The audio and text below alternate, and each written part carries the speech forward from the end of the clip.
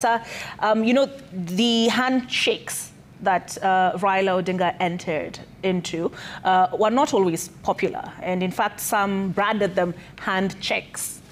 Why do you think he did so time and again?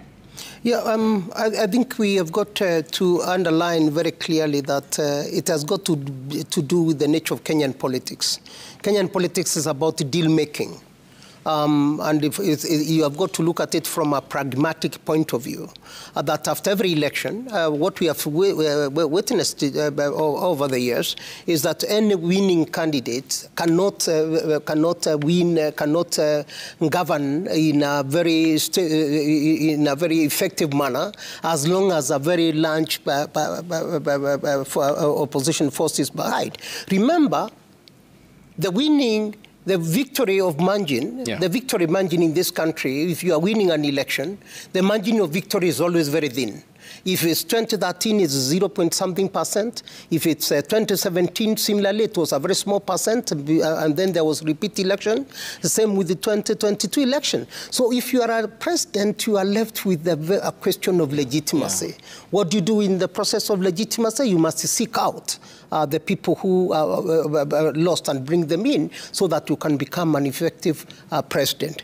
And that has been the nature of the Kenyan politics, coalition making. And I think Raila Odinga himself was pragmatic from that point of view, that legitimacy is very important. How do you govern from a pragmatic point of view? If this person wants to be effective and is approaching me, then this is what I need. And this is what I need. I need my people to be in government. I need this. It's about deal making in Kenya, in Kenya's politics. And this is not the end of it. We are going to see it more, even in 2027, as long as we continue with too close to call elections. And there is no doubt that even the 2027 election will be too close to call. Yeah.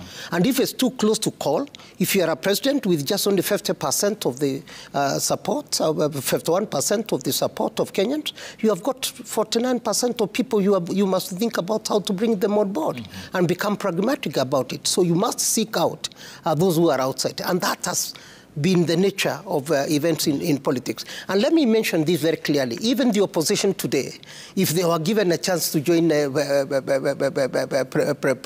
Ruto, I'm sure they will be running to do so. And if Ruto himself lost the election, and got an opportunity to be invited in by whoever won the election, he would be the first person to run and join that government. In other words, we do not have principles in our national politics. And mark me, if Ruto were to lose 2027 election and whoever wins invites him, it will not, they will have breakfast the next day in the morning. Considering that he described the Odinga-Kenyatta political relations as mongrel democracy for the elections. But, Prof, does the death of Raila Odinga mark Kenya minus a voice of reason when we were on the brink, that voice that pulled the country back to sanity? Actually, that's my fear, that a majority of the people we have in the opposition are driven by self-interest rather than national interests. And Raila Odinga was one person who was, I've watched him many years. I've worked with him during the Kofi Annan peace process. And one thing that comes out very clearly, when he has got the national interest, he's got public interest, and he speaks much more about Kenya rather than talking about parochial interests. And he doesn't discuss small things. He's always thinking big. He's always asking very big questions. I think we are going to lack that voice, and we are going to lack that person with very big ideas about the future of the country. That's my fear, that we are not likely to have such a person who can stabilize the country with greater ease, and someone who respects the future and in a visionary manner. That's where we have got a gap. But I must admit that we have got other people in government who probably may come up. Salim Davadi, for instance, when you look at the period of Kofi Annan peacemaking process, he stood out very clearly as a voice of reason in many ways. But I think because now he's a prime cabinet secretary, he doesn't play politics much, right? But let's pray for ourselves as a country and say that we need to have a leader who is visionary and who can stabilize the country. I think we are short of Raila at present. All right, and I'm going to say amen to that, praying for ourselves as a nation. But the question around succession, of course, has arisen, and we discussed, the political party, but also, and on the national stage, but also the Odinga family. I think William Ruto at a certain point considered them one of the dynasties, political dynasties. Is Winnie Odinga, in your view, his natural successor?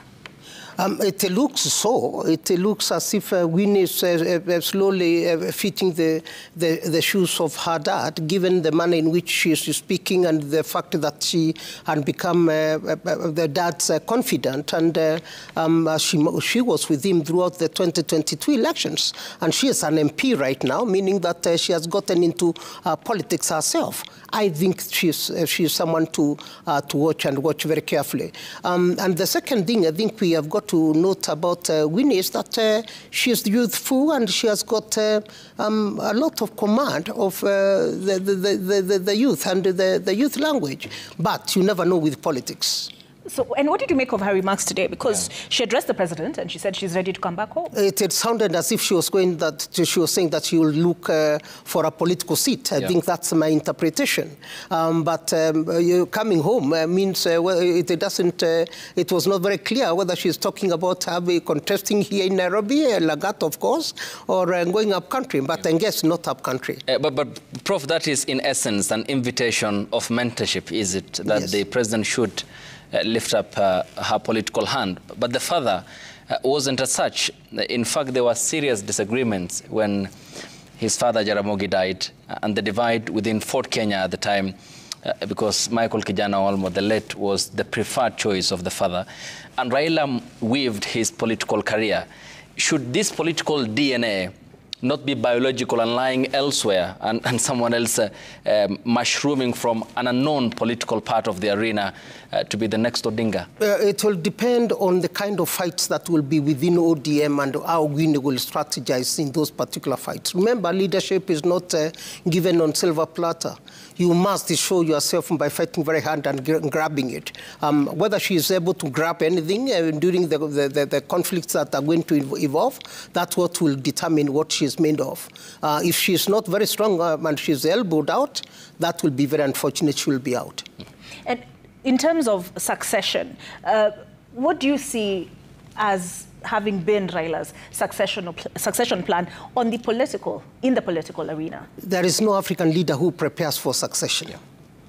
You cannot prepare another person to succeed you when you are alive, because you're inviting trouble.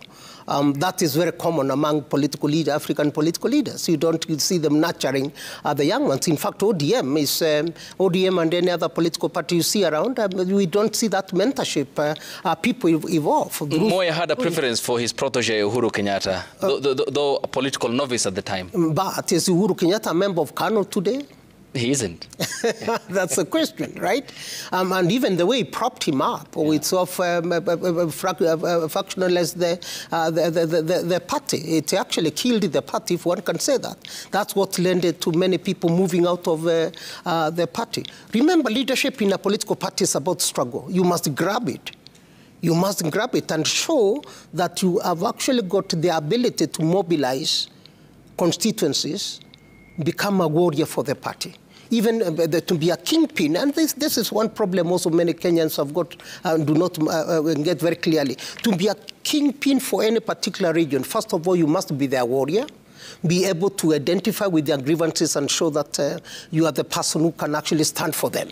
right, more than anyone else, and then be in a position to connect them to other regions or regional blocks or even the government. And so far, I don't see in Luo Nyanza any warrior who is emerging. Well, we can see a few of them, but we haven't seen a real warrior who can say that I am the one fighting for the region and articulating their grievances. You must emerge as a warrior, first of all, and you take that space. Okay. Lastly, in terms of this broad-based arrangement, where do you see it going moving forward? Because we've had repeated statements today and previous to today that ODM come 2027, if it is not in government, it will be a part of government. Let me go back to the point I made earlier. Broad-based is actually a coalition. It's an alliance, and it's the same alliance I was saying that that's the nature of deal-making in Kenya. Broad-based is going to continue until the 2027 elections because it's a coalition. It's a coalition that has been formed after the events of the Gen Z protest that we had and the bolting out of the deputy president. So we are going to continue with the broad-based government, UDA and ODM up to 2027 elections. Maybe they will not split. Maybe they will bring others on board, and other coalitions will also be forming. Remember, as you form one group, those who are inside will bolt out, and then you get others in. All right. We usually say that politics in Kenya is always in a flux. Yeah. The coalitions, the elite pacts are always changing because it's a question of calculations. How do you calculate your chances of winning the 2027 election? Who do you want to bring on board? Who would you like to shape out as you bring someone in? That's the broad-based government we have. It's a coalition. It's an alliance. Okay. They are giving it a different name. Yeah. All right. So we thank you, Professor Karuti Kanyinga, for sharing your insights tonight, even as you pay tribute to the late Raila Amolo Odinga. Thank you, Prof. Thank you very much. Appreciated. Thank you.